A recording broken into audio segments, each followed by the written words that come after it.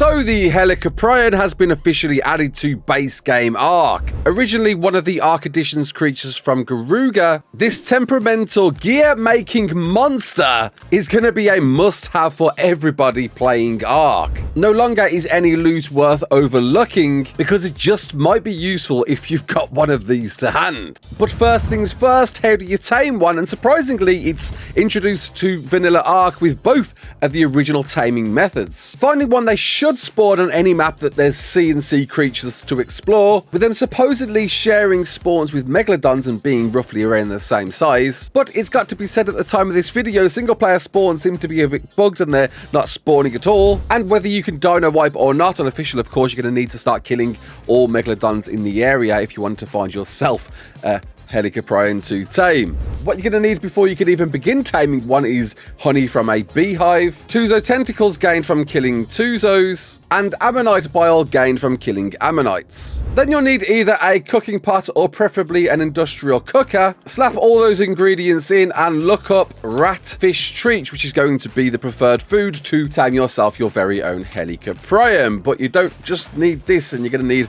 quite a lot of it, because you also need gear, so that's armors, tools, weapons, or saddles. And it can't be a simply primitive crafted piece. It has to be a pre-crafted, better than primitive item that you found in a drop or otherwise. Throw that out in front of a Helicoprion, pulling it into a frenzy animation, and regardless whether the ratfish treats are in your inventory or in your hotbar, you'll be able to go up to the thing and press E to ride. Upon which you're going to go into our lovely new minigame, just like an Equus or any creature like that, to wait for the Helicoprion to become tired. And we're going to press the button prompts when prompted to make sure we stay on the thing to not get kicked off. If you do miss the right button prompts, you'll get knocked out and possibly die, so definitely be on the ball pressing the right keys you're told to as and when, which is going to obviously correspond to whatever platform you're playing on. And repeat the process until the Helicoprion becomes tired. Once done, you'll be prompted to press E to feed, and on 1x rates, you're going to see a 10% taming affinity with your ratfish treats. So you're going to need at least 10 ratfish treats if you want to tame a 150 unofficial on 1x. And once done, fed and kicked off, simply rinse and repeat the same process, jumping back on, pressing the button prompts as required and waiting for the thing to become tired. And you don't need to worry too much about anything aggroing on you, like these sharks here that were chasing me towards the heli. As soon as I got on the thing, they completely de-aggroed, which is going to come into play once we've tamed one, and you'll see what happens there. So providing you've got flippers, it's easy enough to keep well away from any other dangers whilst you attempt to tame one of these. And obviously goes without saying, you want scuba because you're going to be under the water for a very, very long time. And as long as you don't fail any of the prompts and are completely successful, it is possible to tame a 150 with near perfect taming effectiveness. Worth noting as well, even if sharks bite around it, they don't seem to attack the thing. Its aggro range is pretty good to loot. You can throw stuff out pretty far away. And there we go, we can see on our last attempt that we're on 91% taming and 99.1 taming effectiveness, with 74 levels about to be put into this heli.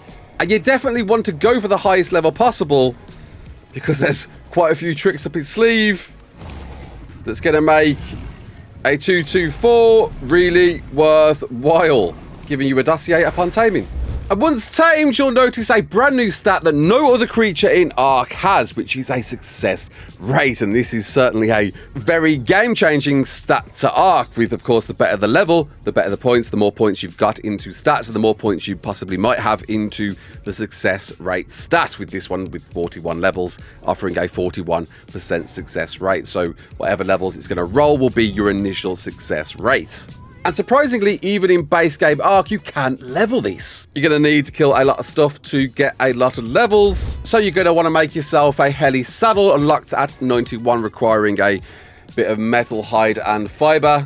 Crafted in a smithy with 50 engram points. And gotta say, this is a gorgeous looking saddle with a bunch of netting surrounding it, pirate treasure chests, a harpoon, gold anchors, and of course a lovely dodo and crossbones frontage with a pirate steering wheel at the front. moving quick enough even with their imprint, which on the surface will move just that little bit faster, noticing a surface swimming boost, of which while surface swimming, if you hit the jump button, we'll see your heli Free Willy out of the water looking absolutely glorious as it dives straight back in.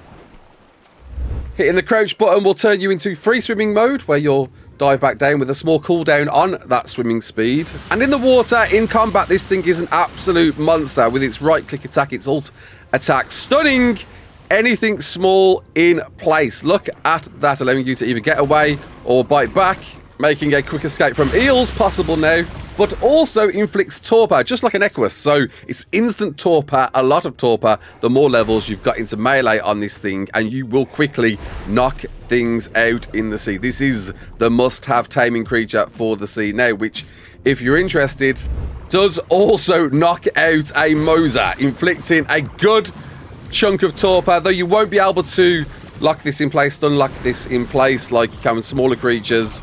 But even so, look at that torpor flying up on a 140 Mosa with no levels into melee. Prior to this, I'd normally go for a Tuzo to help me tame things. There is no better creature now to get than this, without a doubt. I'm pretty interested to see, with some good leveling on these things, how quick they can knock out things in the sea. I'll be doing a thorough test on that in the future. But look, even with a primitive saddle against a 140 Mosa, we're having no issue at all circling this thing and simply right-clicking to inflict all the torpor we need and knocking out a Mosa just like that. It's that easy. I kid you not. That's insane. Not only that, but it's completely immune to ammonites now, so you won't get anything contracted to you if you want to farm ammonite bile, which you might want to use to tame a few more helis. And it surprisingly does a lot of damage to Tuzos, with its ink having no effect on a heli, which is huge, meaning Tuzo farming on these things is the way. And of course, Tuzos give you big giant XP.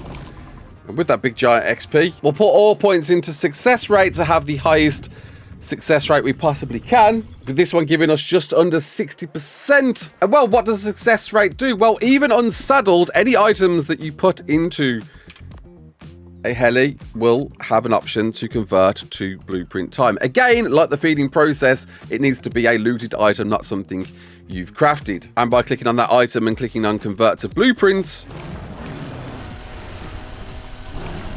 a timer is going to begin, which will vary depending on what you're attempting to convert into a blueprint. And as you might have guessed by now, that success rate will reflect on whether it succeeds or not. And that can happen if you're not successful. The most amazing noise in ARK to date, which doesn't grant you mats. It used to before, it doesn't anymore. It's just a straightforward, no, goodbye, have the most amazing noise in the world, and try again. So obviously there's some RNG to play here, and you know, you could get a bit desperate. But if you get lucky with a rare item that's hard to get right now, such as a bison saddle that's pretty hard to come by on Ragnarok, and that is successful, you've now got a BP to make all the saddles you need. This one being probably a bit too expensive, but you get the drift. This is a blueprint maker from anything. You just got to make sure that success rate is as high as it possibly can be, and the only way to do that is by mutations, right? Is by taming as many high levels as you can and get mutated and get that success rate up to, hopefully, possibly, guarantee. To hopefully possibly get the best success rate to guarantee you blueprints from anything you throw into this thing. Get Taming 1. These things are amazing. I'll be doing a further deep dive into these into the future. Until the next one, my name is Ras Clark. Don't forget to like, share, and subscribe. And as always, peace out.